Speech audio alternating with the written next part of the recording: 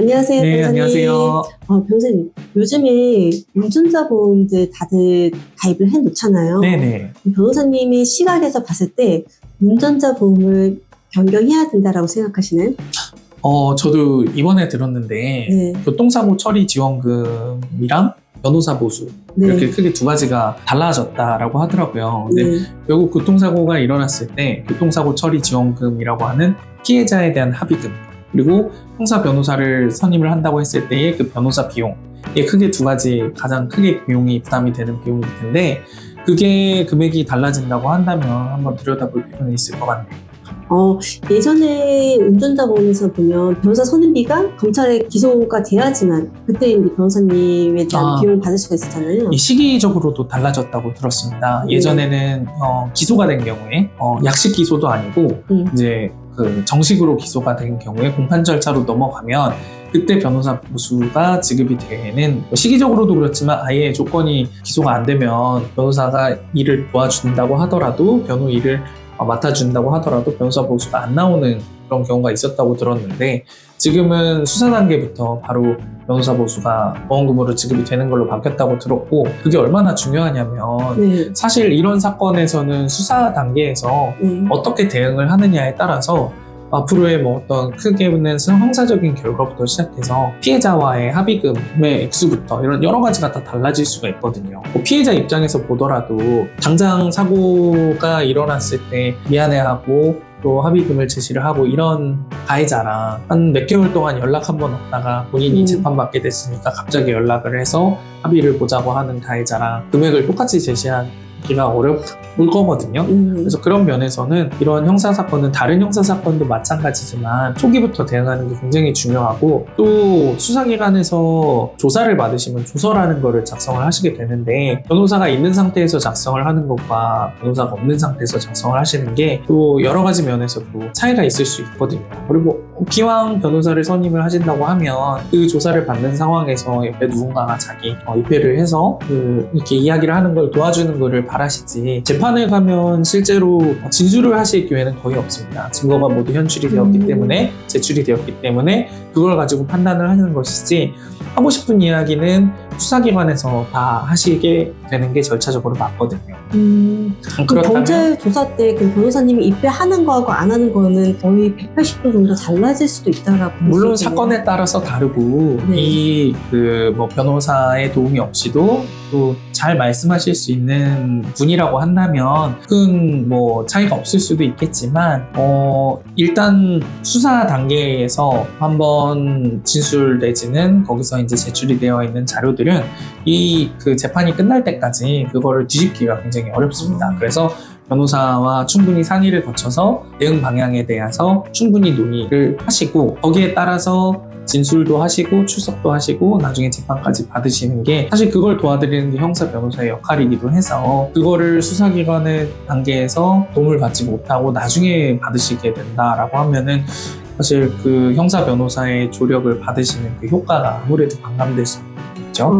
그렇겠군요. 그 변호사님 지금 보면 교통사고 처리 지원금도 보면 예전에는 이게 3천만 원이었단 말이에요. 네네. 지금 이제 2억까지 지금 거의 모든 보험사 다 그렇게 책정이 되어 있거든요. 네. 그러면 보통 이제 합의를 할 때 보면 합의금 자체가 좀 다 다르잖아요. 네. 그리고 이제 6주 미만일 때는 지금 이제 합의금이 발생하고 12대 중과실에서는 합의금이 발생하기 때문에 네. 결론은 합의가 좀 잘 되겠죠. 그렇죠. 왜냐면 사망사고 같은 경우에 합의금이라는 게 뭐 정해져 있는 금액이 있는 건 아닙니다만, 보통 예를 들면 1억 원의 합의금이 발생이 된다라고 했을 때 과거의 보험으로는 3천만 원만 지원이 되니까 7천만 원은 어떻게든 본인이 현금을 구해야 되는 상황인 거고, 근데 그렇지 않고 이 전액이 보험금으로 지급이 된다라고 한다면 어떤 그런 금전적인 부담을 훨씬 덜 수도 있겠죠. 그렇죠.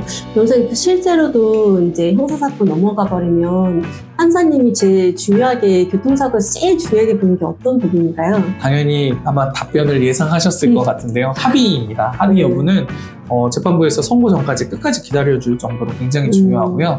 그 합의를 이루는 또 가장 큰 중요한 게 돈이잖아요. 합의금의 그렇죠. 액수고, 또 합의금도 그렇게 그 보험금이나 일시금으로 준비가 되지 않는 경우에는 이 분납이나 여러 또 다른 그 이런 방법들을 취하시는 경우가 있는데, 아무래도 정해져 있는 금액을 일시금으로 드리는 것보다는 합의에 걸리는 시간도 차이가 날 뿐만 아니라 그 합의의 어떤 성격, 효과, 이게 진정으로 합의가 되어 있는 건지 아닌지에 대해서도 재판부에서 아무래도 그 일시금으로 납부가 다 완료되고 나서 합의서를 제출을 하는 거랑 아닌 거랑 차이를 두고 있다고 생각이 듭니다. 변호사님 실제로 사건을 처리했던 것 중에서 네. 피해자가 12주 이상 나왔을 때 그 합의를 도출했던 어떤 사례를 좀 말씀해 주실 수 있으실까요? 운전자 보험에서 이런 교통사고 처리 지원금이 지원이 된다고 한다면 가해자도 그렇고 피해자도 그렇고 금액에 대해서는 사실 이견이 있는 경우들이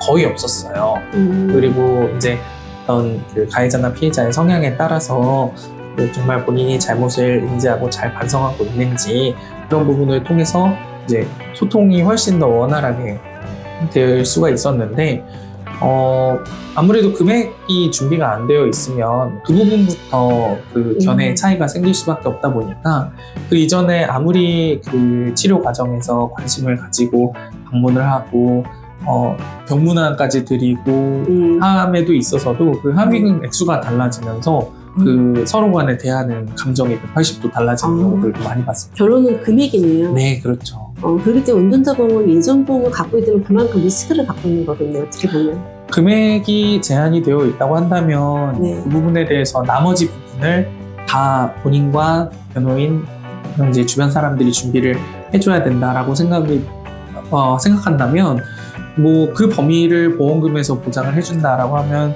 실제로 본인이나 주변에서 부담해야 되는 게 상대적으로 그렇게 작아진다라고 해석할 수 있을 것 같습니다. 네.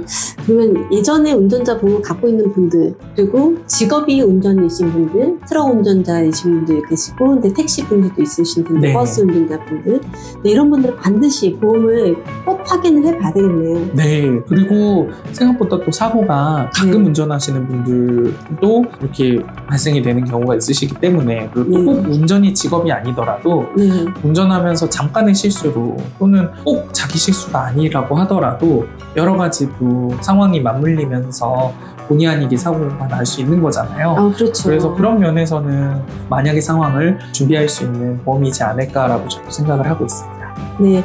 지금 만약에 이 영상을 보신 분들이 예전에 운전자 보험을 갖고 계시다면 한 번 정도는 점검을 반드시 해보시는 게 필요하다고 생각합니다. 예, 감사합니다. 네, 고맙습니다.